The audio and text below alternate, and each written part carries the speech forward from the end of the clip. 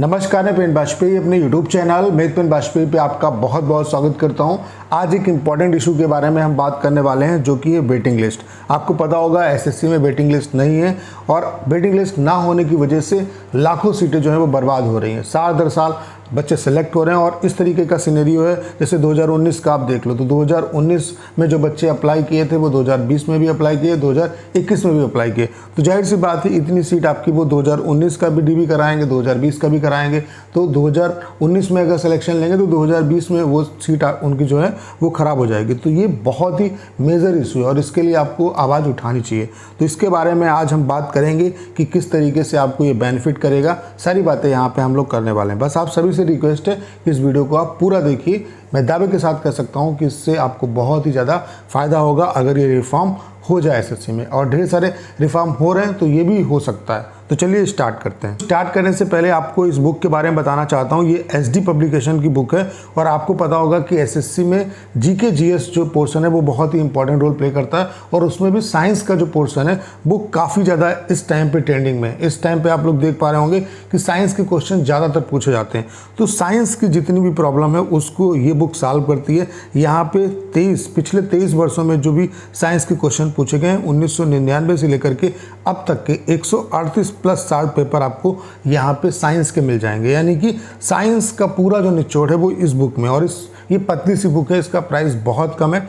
तो इससे आपको रियली बेनिफिट होगा। अगर आप ये सारे क्वेश्चन तैयार कर लेते हो तो एसएससी के एग्ज़ाम में या किसी भी आप एग्ज़ाम की प्रिपरेशन कर रहे हो, अगर साइंस का क्वेश्चन आता है तो वो आपसे नहीं छूटेगा। तो ये one of the best book है आपके लिए। आपको इस पे ज़रूर काम करना चाहिए। सिर्फ खरीदने से फ़ायदा नहीं होगा, फ़ायदा तब होगा जब आप इस पर काम करेंगे।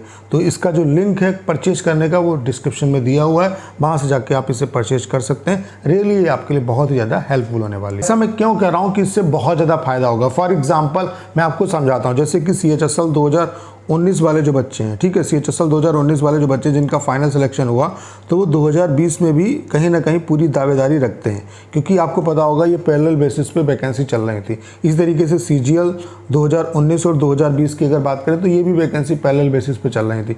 तो ढेर सारे बच्चे 2019 में भी हैं और 2020 में भी हैं।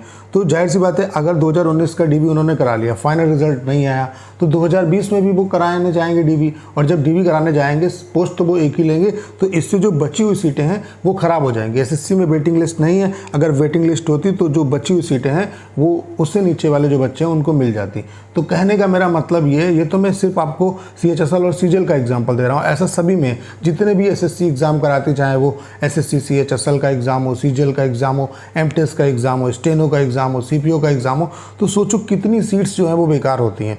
थोड़ा सा अब प्रोसेस जो है एसएससी का फास्ट हुआ है, लेकिन इससे पहले अगर बात करें 2017 से 2019 या इवन 2020 तक प्रोसेस जो है काफ़ी धीमे चला है। तो ढेर सारी वैकेंसी का यहाँ पे नुकसान हुआ है और वो वैकेंसी किसी बच्चे को नहीं दी गई। वो मतलब एसएससी की जो वैकेंसी वो ख़राब ही हो गई, मतलब वो नेक्स्ट वैकेंसी में जुड़ गई होंगी, ठीक है। तो कहने का मतलब मेरा ये है कि ये जो वैकेंसी बेकार हो रही है साल दर साल, अगर वेटिंग लिस्ट का प्रावधान एसएससी कर देती है तो इससे जो जेन्युइन बच्चे हैं जो बेचारे रह जाते हैं 1-2 नंबर से, तो अगर वेटिंग लिस्ट होगी तो कहीं ना कहीं उनका काम हो जाएगा और इससे बहुत ही ज़्यादा एस्पिरेंट को इससे बेनिफिट होगा। अब ये चीज़ें हो सकती हैं, बिल्कुल हो सकती हैं, पॉसिबल हो सकती हैं, क्योंकि आप लोग देख पा रहे होंगे ढेर सारे रिफॉर्म एसएससी में किए गए। अब आप देख पा रहे होंगे कि 2 से ढाई महीने में एसएससी रिजल्ट भी दे देती है। जो रिजल्ट 3 से 4 महीने में आता था वो रिजल्ट 2 से ढाई महीने में आ जाता है। उसके अलावा CGL का एग्ज़ाम इन्होंने कई शिफ्ट में ले रहे थे। अब क्या है, जब इन पे दबाव पड़ा तो इन्होंने सिर्फ उसे मतलब सिंगल शिफ्ट में करने का यहाँ पे आश्वासन दे दिया और सिंगल शिफ्ट में आपका एग्ज़ाम हुआ। तो ढेर सारे यहाँ पे UFM है, UFM कहीं ना कहीं हटाया गया। तो ढेर सारी चीज़ें हुई हैं।